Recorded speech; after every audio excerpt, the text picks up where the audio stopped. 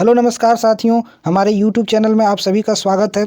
आज है 11 जनवरी और 11 जनवरी के करंट अफेयर्स के जितने भी महत्वपूर्ण सवाल बन सकते हैं उन सभी सवालों को मैं आपके सामने लेकर आया हूं और उससे संबंधित जितने भी महत्वपूर्ण फैक्ट बन सकते हैं उन सभी फैक्ट के बारे में मैं आपको बताऊंगा। इसलिए वीडियो के अंत तक बने रहें और वीडियो को शेयर करना ना भूलें। और अगर आप चैनल पर नए हैं तो चैनल को सब्सक्राइब करें। आज की क्लास की वीडियो की PDF फाइल मैंने डिस्क्रिप्शन में डाल दिया है, उस लिंक पर आप क्लिक करें और PDF को डाउनलोड करें। चलिए क्लास को स्टार्ट करते हैं। और ये रहा आपके सामने पहला सवाल। क्या है कि प्रतिवर्ष प्रवासी भारतीय दिवस कब मनाया जाता है? ऑप्शन है आपके सामने 6 जनवरी, 8 जनवरी, 9 जनवरी, 10 जनवरी। तो इसका सही जवाब है 9 जनवरी। 9 जनवरी को प्रवासी भारतीय दिवस मनाते हैं। क्यों मनाते हैं? क्योंकि 9 जनवरी 1915 को महात्मा गांधी जो साउथ अफ्रीका से वापस आए थे, इसलिए 9 जनवरी को प्रवासी भारतीय दिवस मनाते हैं। आपको ऑप्शन में दिख रहा होगा 6 जनवरी। 6 जनवरी को विश्व अनाथ युद्ध दिवस मनाया जाता है। मैंने आपको पिछले क्लास में बताया था कि विश्व अनाथ युद्ध दिवस कब मनाया जाता है? 6 जनवरी को। एक ऑप्शन डी में 10 जनवरी को विश्व हिंदी दिवस मनाया जाता है। 10 जनवरी को विश्व हिंदी दिवस मनाया जाता है। अब चलिए आपको बताएंगे कि महात्मा गांधी से रिलेटेड कितने महत्वपूर्ण सवाल बन सकते हैं। उन सभी सवालों के बारे में विस्तार से बात करेंगे जो कि परीक्षा में पूछे जाते हैं। इसलिए चलते हैं सवाल पर। सवाल क्या है कि चंपारण सत्याग्रह कब शुरू हुआ था? तो चंपारण सत्याग्रह 1917 को शुरू हुआ था और ये महात्मा गांधी जो दक्षिण अफ्रीका से वापस आने के बाद इसका पहला सत्याग्रह था जो चंपारण से शुरू किए थे, चंपारण बिहार से। और ये नील की खेती के विरुद्ध में सत्याग्रह चलाया गया था और ये महात्मा गांधी का पहला सत्याग्रह था। अगला क्या है? असहयोग आंदोलन किस घटना के बाद समाप्त कर दिया गया था? तो असहयोग आंदोलन जो है सो चौरा चौरी घटना के बाद समाप्त कर दिया गया था। असहयोग आंदोलन शुरू कब हुआ था? तो असहयोग आंदोलन जो 1920 में शुरू हुआ था और फरवरी 1922 में इसकी समाप्ति कर दिया गया था। 1922 में चौरा चोरी घटना के बाद समाप्त कर दिया गया। और चौरा चोरी घटना कहाँ हुआ था? तो चौरा चोरी घटना जो है सो गोरखपुर उत्तर प्रदेश में हुआ था। गोरखपुर उत्तर प्रदेश में एक पुलिस थाने में जो कि अंग्रेज़ों का था, उसमें जो भारतीय नागरिक हैं उस थाने पर हमला कर दिए और उसको जला दिया था और उसमें बहुत सारे सैनिक की मृत्यु हो गई थी। और इस हिंसक घटना को महात्मा गांधी जो है सो चौरा चोरी घटना के बाद इसको समाप्त कर दिए। अगला सवाल क्या है कि महात्मा गांधी ने कांग्रेस के किस अधिवेशन की अध्यक्षता की थी? तो महात्मा गांधी जो है सो बेलगांव अधिवेशन की अध्यक्षता की थी। और ये अधिवेशन कब हुआ था? 1924 में। 1924 में बेलगांव अधिवेशन हुआ था और जिसकी अध्यक्षता महात्मा गांधी ने किया था। और बेलगांव कहाँ है? कर्नाटक में। चलिए चलते हैं अगले सवाल की तरफ। ये है अगला सवाल, गांधी इरविन समझौता कब हुआ था? तो गांधी इरविन समझौता 1931 में हुआ था। पूना पैक्ट कब हुआ था? पूना पैक्ट 1932 में। पूना पैक्ट 1932 में हुआ था। महात्मा गांधी और अंबेडकर के बीच में हुआ था। और ये पूना पैक्ट किससे संबंधित है? तो दलित समुदाय से संबंधित है। और ये कभी कभी सवाल ये भी पूछ लिया जाता है कि पूना पैक्ट कहाँ हुआ था? तो पूना पैक्ट जो है सो अरवदा जेल में हुआ था और अरवदा जेल कहाँ है? पुणे में है। तो अगला सवाल क्या है? आज़ादी के समय महात्मा गांधी कहाँ थे? ये NTPC में पूछा गया सवाल है। NTPC में पूछा गया सवाल है। हर शिफ्ट में महात्मा गांधी से लगभग सवाल पूछे जा रहे थे, तो ये सवाल उनमें से एक है। आज़ादी के समय महात्मा गांधी कहाँ थे? तो आज़ादी के समय महात्मा गांधी कोलकाता में थे। आज़ादी के समय महात्मा गांधी कहाँ थे? कोलकाता में थे। तो ये रहा महात्मा गांधी से संबंधित सवाल जितने बन सकते थे महत्वपूर्ण, वो सभी के बारे में मैंने बता दिया। और अब एग्जाम में आए तो इसे नहीं छोड़ा जा सकता है। चलिए चलते हैं अगला सवाल की तरफ। और ये रहा आपके सामने अगला सवाल, जनवरी 2022 में किस देश ने बाल विवाह पर पाबंदी लगाने हेतु एक कानून लागू किया है? तो ऑप्शन आपके सामने फिलीपींस, न्यूजीलैंड, डेनमार्क, म्यांमार। तो इसका सही जवाब है फिलीपींस। फिलीपींस जो है सो बाल विवाह पर पाबंदी लगाने के लिए कानून लाया है। तो यहाँ के राष्ट्रपति कौन है जिसने ये कानून को पारित किया है? तो यहाँ के राष्ट्रपति जो हैं वो रोड्रिगो दुतरेतो हैं। फिलीपींस के राष्ट्रपति कौन है? रोड्रिगो दुतरेतो। अब आपको मैप में दिखाते हैं कि फिलीपींस कहाँ है। ये रहा वर्ल्ड मैप और मैप में अब इसको जूम करके मैंने दिखाता हूँ कि फिलीपींस कहाँ है। ये रहा फिलीपींस। ये पूरा फिलीपींस है, जो ग्रीन दिख रहा है ये पूरा फिलीपींस है। और फिलीपींस की ये राजधानी मनीला। ये रहा फिलीपींस की राजधानी मनीला। और फिलीपींस में कौन सी मुद्रा चलती है? फिलीपींस की मुद्रा क्या है? पेसो। फिलीपींस की मुद्रा पेसो। और मनीला में ही अंतर्राष्ट्रीय चावल अनुसंधान केंद्र है और मनीला में ही ADB का मुख्यालय है। ADB, एशियन डेवलपमेंट बैंक का मुख्यालय कहाँ है? मनीला में है। तो आपको समझ में आया होगा कि फिलीपींस कहाँ है, इसकी मुद्रा क्या है और इसका फिलीपींस में मनीला में किस किस चीज़ का मुख्यालय है? तो ADB का है और अंतर्राष्ट्रीय चावल अनुसंधान केंद्र का है। अब चलते हैं सवाल की तरफ। ये रहा आपके सामने सवाल, अंतर्राष्ट्रीय चावल अनुसंधान केंद्र कहाँ स्थापित किया गया? तो अंतर्राष्ट्रीय चावल अनुसंधान केंद्र मनीला में, अभी आपको मैप में मैंने बताया। एशिया का नोबेल पुरस्कार किसे कहा जाता है? तो एशिया का नोबेल पुरस्कार रेमन मैग्सेसे पुरस्कार को कहा जाता है, और ये प्राप्त करने वाले 2020 में रवीश कुमार को ये एशिया का नोबेल पुरस्कार, जिसको रेमन मैग्सेसे पुरस्कार कहते हैं, दिया गया था। और रवीश कुमार एनडीटीवी के पत्रकार हैं, न्यूज़ एंकर हैं एनडीटीवी के। ताल ज्वालामुखी कहाँ है? तो ताल ज्वालामुखी फिलीपींस में है, ताल ज्वालामुखी फिलीपींस में है। चलिए चलते हैं अगले सवाल की तरफ। हाल ही में लोसुंग महोत्सव कहाँ मनाया गया है? तो लोसुंग महोत्सव ऑप्शन है आपके सामने लद्दाख, सिक्किम, मणिपुर, नागालैंड। तो इसका सही जवाब है सिक्किम। सिक्किम में ही हाल ही में लोसुंग महोत्सव मनाया गया है। लोसुंग महोत्सव क्यों मनाया गया है? क्योंकि मानसून के आगमन में, नए फसलों के आगमन के लिए ये त्यौहार मनाया जाता है। आपके सामने लद्दाख दिख रहा होगा। लद्दाख में आपके बारे में हाल ही में बताए थे कि यहाँ लोसर फेस्टिवल मनाया गया है। लद्दाख में कौन सा फेस्टिवल? लोसर। और नागालैंड में कौन सा फेस्टिवल मनाया जाता है? तो नागालैंड में हॉर्नबिल फेस्टिवल नागालैंड में मनाया जाता है। ठीक है, चलिए चलते हैं अगले सवाल की तरफ। आपको बताना है कि सिक्किम के सीएम कौन है और सिक्किम के राज्यपाल कौन है, आपको कमेंट सेक्शन में बताना है। चलिए चलते हैं अगले सवाल की तरफ। ये रहा आपके सामने चौथा सवाल।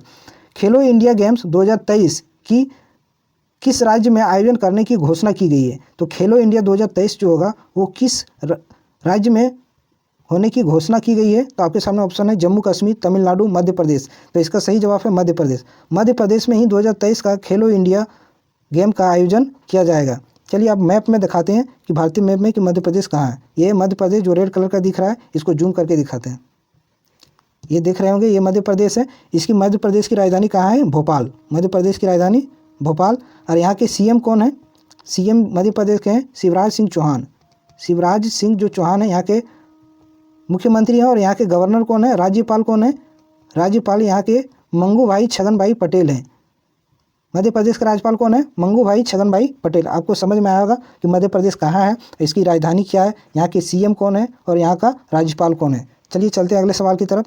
और अब इसके बारे में बताते हैं कि हाल ही में मध्य प्रदेश जो जितने भी योजनाएं शुरू की है करंट में, उन सभी योजनाओं को मैं लेकर आया हूँ। और वो सारी योजनाएं इस प्रकार हैं। मुख्यमंत्री राशन आपके द्वार योजना, ये मध्य प्रदेश सरकार द्वारा शुरू किया गया है। एलपीजी परिवार के लोगों के लिए ये राशन जो है इसके घर तक पहुंचाया जाएगा। इस योजना का ये लक्ष्य है। एक जिला एक शिल्प, ये मध्य प्रदेश सरकार की योजना है। पहला रेलवे कोच वॉशिंग प्लांट कहाँ लगाया गया है? पहला railway coaching washing plant Habibganj, जो मध्य प्रदेश में है। अगला अंकुर योजना। अंकुर योजना मध्य प्रदेश सरकार द्वारा शुरू किया गया। और इस योजना का संबंध किससे है? तो मानसून के मौसम में जो भी नागरिक पौधे लगाएंगे उन नागरिकों को सम्मानित किया जाएगा मध्य प्रदेश सरकार द्वारा। ये है अंकुर योजना। रोजगार सेतु योजना। रोजगार सेतु योजना मध्य प्रदेश सरकार की योजना है और ये योजना रोजगार देने से संबंधित है। चलिए चलते हैं। ये है मध्य प्रदेश की सब महत्वपूर्ण योजनाएं जो एग्जाम में पूछे जा सकते हैं, इसलिए आपको इसको अच्छे से पढ़ लेना है। चलिए चलते हैं अगले सवाल की तरफ। ये रहा आपके सामने अगला सवाल। हाल ही में LIC डीजी जोन का उद्घाटन कहाँ किया गया है? LIC डीजी जोन का उद्घाटन कहाँ किया गया है? तो ऑप्शन है सूरत, दिल्ली, मुंबई। तो इसका सही जवाब है मुंबई। मुंबई में LIC जो है डीजी जोन का उद्घाटन किया है। तो डीजी जोन में क्या है कि LIC जो है अपने उत्पादों को या सेवाओं को विस्तार करने के लिए ये इसका उद्घाटन किया है। अब LIC के बारे में जानते हैं। LIC की स्थापना 1956 में हुआ था और इसका मुख्यालय कहाँ है? मुंबई में। इसका मुख्यालय LIC का मुंबई में है और इसके अध्यक्ष जो हैं वो MR कुमार है। इसके अध्यक्ष कौन है? MR कुमार है। आई होप कि समझ में आएगा कि LIC की स्थापना कब हुई? 1956 में। इसका मुख्यालय मुंबई में। इसके चेयरमैन कौन है? MR कुमार। ठीक है। और हाल ही में डीजी जोन कहाँ शुरू किया है? तो मुंबई में शुरू किया गया। तो इससे संबंधित जितने भी सवाल बन सकते हैं उन सभी सवालों को मैंने बताया, इसलिए आप इसको अच्छे से समझें। चलिए चलते हैं अगले सवाल की तरफ। ये रहा आपके सामने छठा सवाल। जनवरी 2022 में देश का पहला क्रिप्टो करेंसी इंडेक्स किसने लॉन्च किया है? पहले मैं आपको इमेज दिखाता हूँ, फिर उसके बारे में बताता हूँ। ये है इमेज। ये क्या है? IC15 ये देश का पहला क्रिप्टो करेंसी इंडेक्स है। क्रिप्टो करेंसी देश का पहला क्रिप्टो करेंसी इंडेक्स है। अब आते सवाल पर। IC15 ये देश की पहली क्रिप्टो करेंसी इंडेक्स है, जिसको किसने लॉन्च किया है? तो क्रिप्टो वायर द्वारा ये लॉन्च किया गया। किसके द्वारा लॉन्च किया गया? क्रिप्टो वायर ने ही भारत की पहली crypto currency index IC15 launch किया है। चलिए चलते हैं अगले सवाल की तरफ। ये रहा आपके सामने अगला सवाल। बिटकॉइन को लीगल करेंसी का दर्जा देने वाला देश कौन है? तो बिटकॉइन को लीगल करेंसी का दर्जा देने वाला देश अल सल्वाडोर है। एल सल्वाडोर जो है बिटकॉइन को लीगल करेंसी का दर्जा देने वाला देश है। तो इसको क्यों दिया था? क्योंकि एल सल्वाडोर में जो है सो मुद्रास्फीति बहुत ज़्यादा हुई थी। यहाँ के मुद्रा के मूल्य में काफ़ी गिरावट आया, जिसके कारण यहाँ की सरकार ने बिटकॉइन को लीगल करेंसी बनाने की घोषणा की। अगला है क्रिप्टो करेंसी किस तकनीक पर काम करती है? तो क्रिप्टो करेंसी जो है सो ब्लॉकचेन तकनीक पर काम करती है। किस तकनीक पर काम करती है? ब्लॉकचेन टेक्नोलॉजी पर काम करती है। टेक्नोलॉजी पर जो है सो क्रिप्टो करेंसी कार्य करती है। तो आपको समझ में आया होगा कि क्रिप्टो करेंसी किस तकनीक पर, किस टेक्नोलॉजी पर काम करती है। तो ब्लॉकचेन टेक्नोलॉजी पर काम करती है। चलिए चलते हैं अगले सवाल की तरफ। ये रहा आपके सामने 7वां सवाल। विश्व की पहली बाधिर, बहुत ही इंपॉर्टेंट सवाल है, बहुत प्यारा सवाल है। ये सवाल पूछा जा सकता है, इसलिए आप अच्छे से इस सवाल को देखें। बाधिर T20 क्रिकेट चैंपियनशिप का आयोजन कहाँ किया जा रहा है? तो आपके सामने ऑप्शन है भारत, ऑस्ट्रेलिया, न्यूजीलैंड, इंग्लैंड। तो इसका सही जवाब है भारत। भारत में ही बाधिर T20 क्रिकेट चैंपियनशिप का आयोजन किया जाएगा। तो बाधिर क्या है? ये डेफ, बाधिर में क्या होता है? डेफ, जो बहरे लोग होते हैं उसका T20 चैंपियनशिप का आयोजन कहाँ होगा? भारत में। इसका अप्रूवल जो है, इसकी अप्रूवल जो सो अंतर्राष्ट्रीय बाधिर समिति ने इसकी अप्रूवल भारत में कराने की दे दी है। अब भारत में कहाँ होगा? तो भारत के केरल में होगा। कहाँ? केरल। और केरल के भी किस जगह में? तो तिरुवनंतपुरम में। केरल के तिरुवनंतपुरम में ये T20 मैच खेला जाएगा। चलिए चलते हैं अगले सवाल की तरफ। ये रहा आपके सामने 7वां सवाल। उत्तर प्रदेश सरकार ने मैनपुरी सैनिक स्कूल का नाम किसके नाम पर रखने की घोषणा की है? बहुत ही प्यारा सवाल है। इस सवाल को आप नोट करें कि मैनपुरी सैनिक स्कूल का नाम किसके नाम पर रखने की घोषणा की है। तो आपके सामने ऑप्शन है general Manoj Mukund Naravane, admiral Karambir Singh, group captain Varun Singh, general Bipin Rawat. तो इसका सही जवाब है जनरल बिपिन रावत। जनरल बिपिन रावत के नाम पर मैनपुरी सैनिक स्कूल का नाम रखने की घोषणा की है उत्तर प्रदेश सरकार ने। ठीक है, तो जनरल बिपिन रावत कौन है? ये भारत के पहले CDS थे। इसकी मृत्यु जो है सो हेलीकॉप्टर दुर्घटना में हो गई। ये तमिलनाडु जा रहे थे, तो तमिलनाडु के नज़दीक गुंटूर में इसका हेलीकॉप्टर क्रैश हो गया और इसकी मृत्यु हो गई। तो ये भारत के पहले CDS थे। CDS means chief of defence staff. ये भारत के पहले थे और ये पद की भारत में जो सृजित हुआ था ये 2019 में ये पद बना था भारत की भारतीय सेना में। और ये इसके पहले अध्यक्ष कौन बने थे? General Bipin Rawat. I hope ये सवाल अच्छे से समझ में आया होगा। चलते हैं अगले सवाल की तरफ। मेजर ध्यानचंद स्पोर्ट्स यूनिवर्सिटी कहाँ खोली गई है? तो major Dhyan Chand sports university Meerut में। मेरठ, अभी इसके बारे में मैंने पिछले वीडियो में बताया था कि मेजर ध्यानचंद स्पोर्ट्स यूनिवर्सिटी की आधारशिला प्रधानमंत्री द्वारा मेरठ उत्तर प्रदेश में रखी गई है। पशु युद्ध स्मारक कहाँ है? तो पशु युद्ध स्मारक भी मेरठ उत्तर प्रदेश में। विश्वकर्मा वाटिका गंगानगर उत्तर प्रदेश। गंगानगर उत्तर प्रदेश में विश्वकर्मा वाटिका है। ऑपरेशन मेघदूत कब चलाया गया था? तो ऑपरेशन मेघदूत 1984 में चलाया गया था।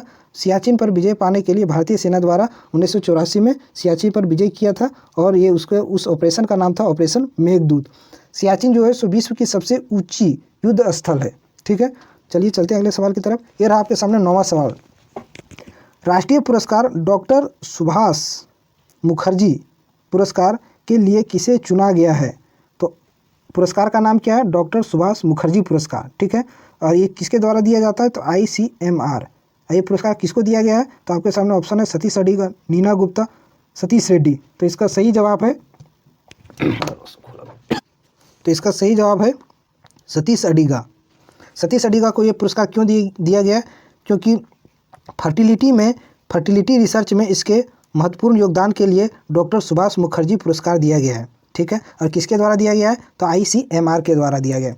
ICMR के बारे में बात करते हैं। ICMR इसका पूरा नाम है the Indian council for medical research और इसकी स्थापना कब हुई है? 1947 में, 1947 में इसकी स्थापना हुई। इसके अध्यक्ष कौन होते हैं? चेयरमैन। इसके चेयरमैन होते हैं प्रधानमंत्री PM। और वर्तमान में इसके निदेशक कौन है? डायरेक्टर जनरल कौन है? तो इसके डायरेक्टर जनरल राजदीप गुलेरिया हैं। ठीक है, राजदीप गुलेरिया। आपको ऑप्शन में दिख रहा होगा नीना गुप्ता।